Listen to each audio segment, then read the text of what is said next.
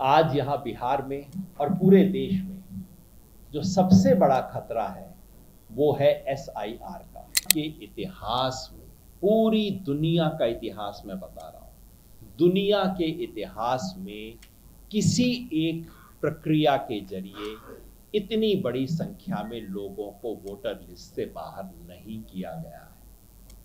इसका उदाहरण केवल 19वीं सदी का अमेरिका था, जहां वो ब्लैक लोगों का वोट काटने की कोशिश कर रहे थे। उन बेचारों की उन दिनों इतनी जनसंख्या ही नहीं हुआ करती थी जितनी बिहार की आज है।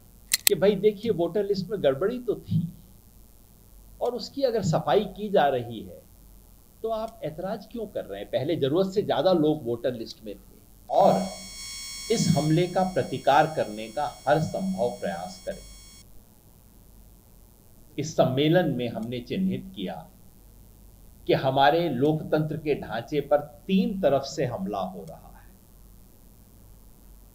एक, जिसे एसआईआर कहा जा रहा है, जिस पे मैं कुछ कहूंगा विस्तार से, जो कि बिहार में हूं। एक एसआईआर जो कि लोकतंत्र में से जो पात्र हैं उनको चुपचाप से हटाने की कोशिश है। जिन लोगों का वोट मिलने का आश्वासन इस देश की सत्ताधारी पार्टी को नहीं है, उनको अब कानून के जरिए से खारिज करवाने की साजिश है। दूसरा, वन नेशन वन इलेक्शन, जो कि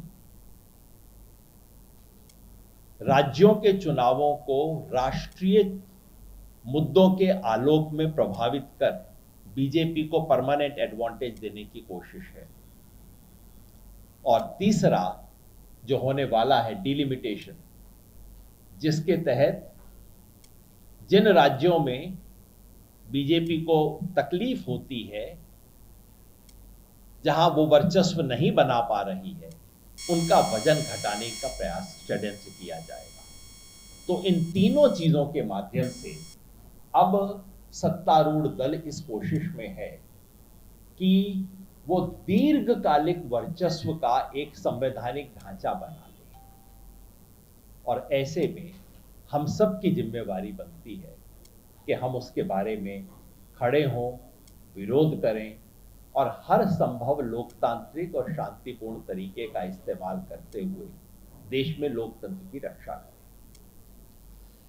आज यहां बिहार में और पूरे देश में जो सबसे बड़ा खतरा है वो है एसआईआर का। मैं आपको याद दिला दूं कि 24 जून को एसआईआर का आदेश आया था और उसके 48 घंटे के भीतर भीतर 26 जून को हमने यहां पटना में एक प्रेस कॉन्फ्रेंस करके इसके खतरों के प्रति बिहार और देश को आगाह किया था। पिछले 1 महीने से बार बार हम ये कह रहे हैं कि ये बिहार की वोटर लिस्ट का रिवीजन नहीं है। ये आदेश पूरे देश पर लागू हो रहा है, बिहार केवल उसकी पहली प्रयोगशाला है। ये वोटर लिस्ट का संशोधन नहीं है, ये वोटर लिस्ट को नए सिरे से लिखने का डी नोवो प्रक्रिया है। ये 2003 या इससे पहले हुई किसी पुरानी प्रक्रिया का दोहराव नहीं है। ये ऐसी एक अभूतपूर्व प्रक्रिया है जो पिछले 75 साल में भारत में कभी नहीं हुई। दरअसल ये वोटर लिस्ट का पुनर्लेखन नहीं है, ये भारत में कौन वोटर बन सकता है इसके नियमों को सर के बल खड़ा करने की कोशिश है। ये उल्टी गंगा बहाने की कोशिश है पिछले 75 साल से जो हुआ है उसको। इस देश में यूनिवर्सल एडल्ट फ्रेंचाइज, सार्वभौमिक वयस्क मताधिकार के सिद्धांत को स्वीकार किया गया।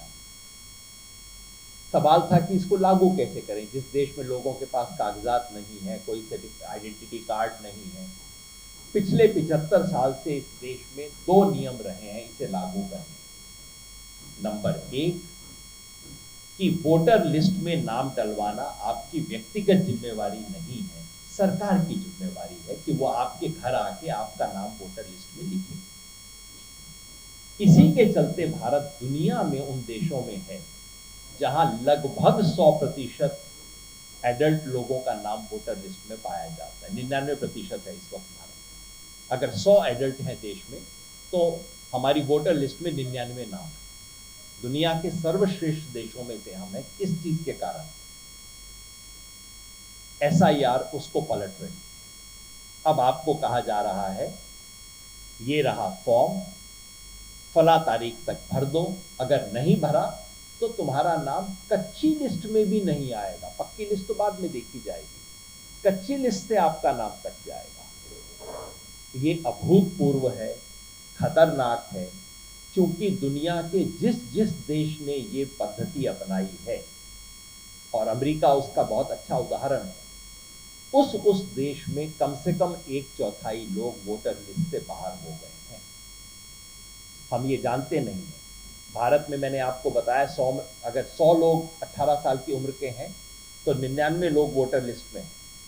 अमेरिका में यदि 100 लोग 18 साल से ऊपर हैं, केवल 74 लोग वोटर लिस्ट पे हैं, क्योंकि वहां ये है खुद तुम फॉर्म भरो, तुम रजिस्ट्रेशन करवाओ, नहीं किया तो हम क्या करें। और कौन लोग नहीं है? वहां का गरीब, वहां का ब्लैक, वहां का होमलेस, ये सब लोग वहां वोटर लिस्ट से बाहर हो जाते हैं। ठीक वही खेल भारत में किया जा रहा है।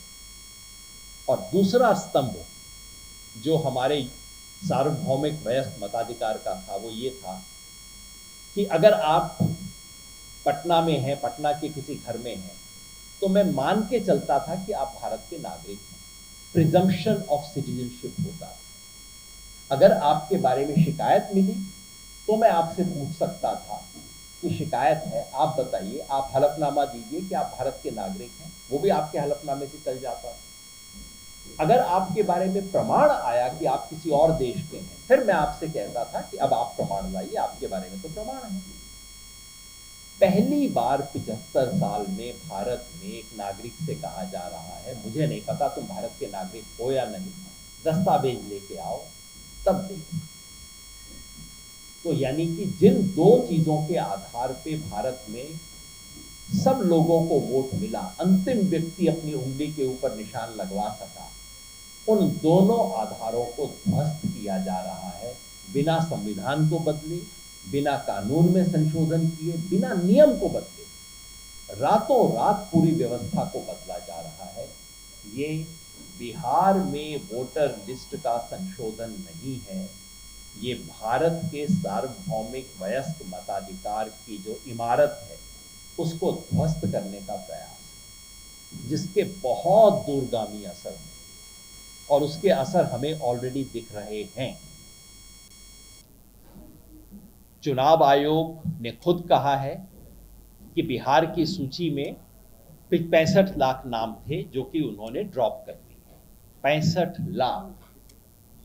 आज तक इस देश के किसी भी इलेक्शन रिवीजन में, वोटर लिस्ट के रिवीजन इस देश में सैकड़ों हो चुके हैं आज तक, एक बार सन 2004 में 20 लाख नाम कटे थे, खूब बवाल उस पे हुआ था। उसके अलावा इस देश में आज तक कभी एक झटके में 65 लाख नाम नहीं कटे हैं। और ये 65 लाख तो केवल शुरुआत है। अभी जो 7 करोड़ 24 लाख नाम बचे हैं, जो बेचारे सोच के बैठे हैं कि मेरा तो आ गया, मेरा कोई दिक्कत नहीं है, टेंशन ना लो, वहां डिलीशन अब शुरू होगा। वहां 3 तरह का डिलीशन होगा। इन 7 करोड़ 24 लाख में से एक बहुत महत्वपूर्ण संख्या उन लोगों की है जिनके नाम के आगे बीएलओ ने लिख दिया है नॉट रिकमेंडेड। ज्यादातर साथियों को पता भी नहीं है खेल हो रहा है इस वक्त बिहार में, बहुत खतरनाक खेल हो रहा है। एसआईआर के नियम के तहत बीएलओ को आपका फॉर्म लेना था, फॉर्म अपलोड करना था, लेकिन अपलोड करने के साथ साथ में अपना रिकमेंडेशन देना था। हमने माना कि औपचारिकता है, दस्तखत कर देगा वो, अपलोड मैंने कर दिया है, नहीं। एसआईआर का नियम कहता है कि अगर बीएलओ कहता है कि आपका नॉट रिकमेंडेड है, नॉट रिकमेंडेड का साधारण मतलब ये है रिकमेंडेड फॉर डिलीशन। अगर नॉट रिकमेंडेड है तो इसका मतलब है कि अब आपकी फाइल ईआरओ के पास जाएगी जो विशेष स्क्रूटनी करेगा।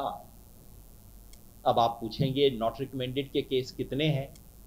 मैं आपसे अनुरोध करूंगा कि जाके सीईओ से पूछिए। मेरे पास 2 जिलों की फाइल आ गई है, दरभंगा की और कैमूर की।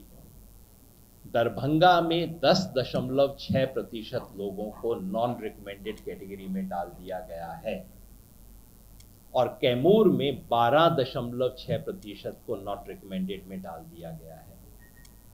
अभी मैं कटिहार की, पूर्णिया की, किशनगंज की बात नहीं कर रहा हूं।